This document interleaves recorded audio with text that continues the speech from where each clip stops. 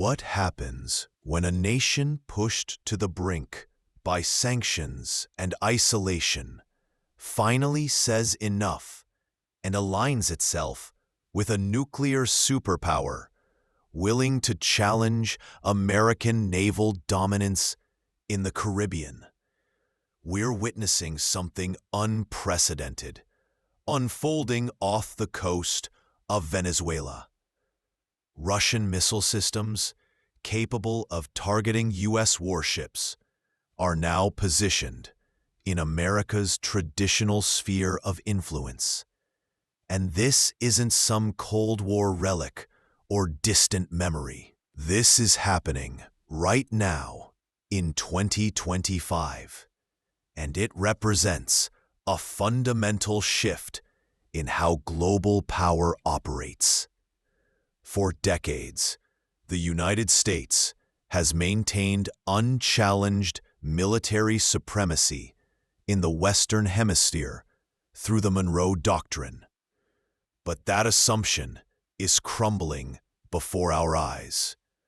Venezuela, economically strangled and diplomatically cornered by Washington's maximum pressure campaign, has found a powerful ally in Moscow. Russia is more than willing to demonstrate destroyers are no longer invulnerable in waters long considered America's own. This development forces us to confront an uncomfortable truth. Our foreign policy choices have consequences. Sometimes those consequences involve transforming regional conflicts into potential flashpoints between nuclear-armed powers. The question isn't whether Venezuela has the right to defend itself or seek alliances. Every sovereign nation does. The real question is whether we've learned anything from decades of interventionist policies that consistently produce the opposite of their intended results. Let me start by acknowledging something that makes many in Washington's foreign policy circles uncomfortable. We are living through the consequences of our own choices. When Russian military advisors began arriving in Venezuela, and the State Department was predictable outrage and condemnation. But if we look at this situation with clear eyes, rather than through the roots of U.S. dominance in Latin America, distorted lens of American exceptionalism, we must ask, how did we arrive at this point? We have to trace the cascade of decisions, the sanctions, the regime change operations, the diplomatic isolation, and the refusal to engage in meaningful dialogue that brought us to a moment where a country 90 miles from Florida is hosting Russian military infrastructure designed specifically to counter American power projection. This is not an isolated incident or rogue provocation. This is the logical, predictable outcome of a foreign policy approach that has dominated American thinking since the end of the Cold War, an approach assuming that the United States has the unilateral right to decide which governments are legitimate versus which should be crushed. Venezuela's turn toward Russia and Russia's willingness to establish a military presence directly challenging American naval supremacy is a direct response to more than 2 decades of American policy, seeking not reform or influence, but complete regime change. Every decision we made, from freezing Venezuelan assets and blocking oil sales, to funding opposition groups and attempting coups has contributed to the situation we now face. Think about what we've done to Venezuela over the past 15 years. We froze billions of dollars in Venezuelan assets held in American and European banks. We blocked the country from accessing international financial systems. We prevented Venezuela from selling its oil on global markets, even though it possesses the largest proven oil reserves on the planet. We confiscated Venezuelan-owned refining facilities in the United States. We imposed sanctions on hundreds of individuals and dozens of companies. We wrecked politician who never won a presidential election as the legitimate president. We attempted to organize military coups and funded opposition groups. Every tool of economic warfare, short of direct invasion, was employed to force regime collapse. And now we act surprised, genuinely shocked, that Venezuela has sought the protection and partnership of another major power willing to stand up to American pressure. Russia did not force its way into Venezuela. Venezuela invited Russia. From Caracas's perspective, the Russian military presence represents an insurance policy against American intervention. Consider this. A country in our own hemisphere feels so threatened by the United States that hosting Russian missile systems is viewed as essential for its survival as an independent nation. The missile systems themselves are advanced anti-ship weapons, including hypersonic variants, specifically designed to target large surface combatants, guided missile destroyers, and amphibious assault ships. Their presence fundamentally changes the strategic calculus for the United States Navy's Fourth Fleet, responsible for operations in the Caribbean and Latin America. Waters, long treated as uncontested territory, are now contested, with every American ship operating within range of these missiles potentially at risk. But the missiles themselves are only symbols of a larger geopolitical shift. Venezuela is not an isolated case. It reflects a broader global trend where American attempts to maintain unipolar dominance are producing multipolar responses. Russia is in Venezuela. China has expanded its economic and diplomatic presence throughout Latin America. And Iran, Turkey, and India are strengthening ties with countries that Washington labels as adversarial. The architecture of American hemispheric dominance, long taken for granted since the Monroe Doctrine, is fragmented. The rest of the world has realized there are alternatives to submitting to American dictates on governance and commerce. To understand this fully, consider Venezuela's position. Imagine leading a nation sitting atop the world's largest oil reserves, a country theoretically capable of immense wealth, yet locked out of the international financial system. Oil sales are blocked, assets frozen, essential imports restricted, and the population suffering under severe sanctions. Meanwhile, the United States openly supports opposition groups, stages covert operations, and discusses military options publicly.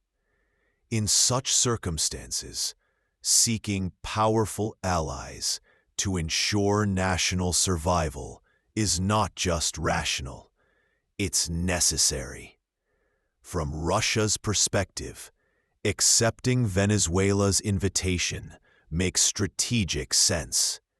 Moscow has endured American sanctions and diplomatic pressure since the Ukraine crisis in 2014. NATO expansion reinforced the logic that if the United States can position military power near Russia, Russia can reciprocate near America. This is the logic of great power competition, a principle clearly demonstrated during the Cuban Missile Crisis.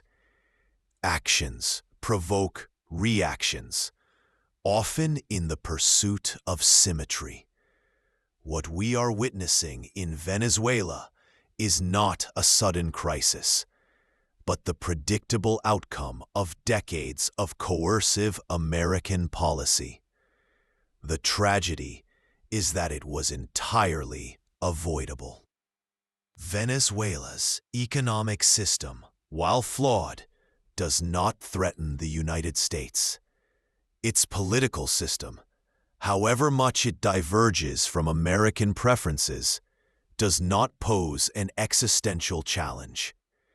The real threat we now face, the presence of advanced Russian missile systems in our hemisphere, is the direct product of our own choices. American policy toward Venezuela has prioritized overthrow over engagement. We implemented crushing sanctions, pursued regime change. Result: Venezuela is stronger, more entrenched, and more hostile to American influence than before. Ordinary Venezuelans, meanwhile, have borne the heaviest burden. Access to food, medicine, and essential resources has been severely compromised that sanctions were purportedly intended to prevent. Moreover, the presence of Russian missiles in Venezuela is now a strategic reality that cannot be ignored. It complicates American naval operations and creates an additional potential flashpoint in the Western Hemisphere. The broader lesson is clear. When coercion replaces diplomacy, predictable arrival of Russian missiles in the Caribbean, consequences follow. Nations pushed into corners will seek alternatives, often aligning with powers willing to counterbalance American pressure. History repeatedly confirms this dynamic. Yet Washington seems unwilling to acknowledge it. There is also a moral dimension to consider. When the United States imposes comprehensive sanctions, it is not only punishing governments. It is punishing ordinary people. Millions of Venezuelans have suffered immensely under these policies. Food, medicine, and basic necessities have become scarce. The economic contraction Venezuela has experienced under sanctions is worse than what the United States endured during the Great Depression. And yet this human suffering is inflicted in the name of promoting democracy and human rights, even though the actual effect has been to devastate the population while leaving political leadership largely intact. American influence in the region has not increased, it has diminished. Other countries have observed our approach and concluded that dependence on what we face now is a deteriorating security environment, heightened risk of escalation, and the potential for miscalculation between nuclear-armed powers. This is not a theoretical warning, Modern anti-8-ship missile systems, especially hypersonic variants, are extremely difficult to intercept. Their deployment in the Caribbean represents a direct strategic challenge to the United States. Every ship operating within range is at risk, and the potential for accidental escalation is real. We are witnessing firsthand the costs of policies that treat coercion and isolation as primary tools rather than tools of last resort. This situation also exposes a deeper truth about American foreign policy, a belief that dominance can be maintained indefinitely through coercion is flawed. Throughout history, empires overextend themselves, creating resistance movements and alternative alliances that eventually erode their power. The United States is no exception. Collapse under sanctions and pressure. We ignored the possibility that it would seek other powerful partners. We assumed there were no alternatives, that we held all the cards. We were wrong. The unipolar moment when the United States seemed to have uncontested global dominance is over. We're now prophet wolf on the logic of resistance and sovereignty, transitioning into a multipolar world where other nations assert their sovereignty and choose their alliances. Washington's insistence on maintaining dominance has not made America safer, has created additional vulnerabilities. The presence of Russian missiles in the Caribbean is a direct manifestation of this failure. American policy is trapped in a cycle of escalation. Political and institutional incentives favor doubling down on failed strategies rather than acknowledging mistakes. The bipartisan consensus is that pressure, sanctions, admitting error is seen as weakness, while persistence in the same strategy is rewarded. Until this mindset changes, situations like Venezuela will continue to arise, producing outcomes that weaken American influence and jeopardize security. The real lesson of Venezuela and the Russian missiles is not that our adversaries are irrational, but that our own policies have created many of these challenges. We prioritize the illusion of dominance over sustainable partnership, and the result is diminished influence, heightened risk, and humanitarian suffering. Russian missiles in the Caribbean, deteriorating regional security, and the alienation of ordinary Venezuelans are the consequences of a foreign policy that values coercion over engagement. A more effective approach would begin with acknowledging failure, lifting sanctions gradually, and engaging Venezuela diplomatically without preconditions, recognizing Venezuela's right to self-governance, offering incent cooperation on issues that genuinely matter to American security, and building partnerships based on mutual respect are the only ways to reduce Russian influence and prevent further escalation. Yet, Washington's current paradigm makes such strategies nearly impossible. The tragedy is that none of this was inevitable. Different choices could have led to influence rather than confrontation, cooperation rather than isolation, and stability rather than escalating risk. The United States cannot simply dictate outcomes in other nations. Sovereignty matters. Diplomacy matters. Cooperation matters. Until American policy embraces these principles, we will continue to face situations like Venezuela. Countries pushed toward our competitors, missiles aimed at our ships and influence steadily declining. Ultimately, the crisis in Venezuela is a wake-up call. It reminds us that power, humility, foresight, and recognition that our choices shape the world in profound and often unintended ways.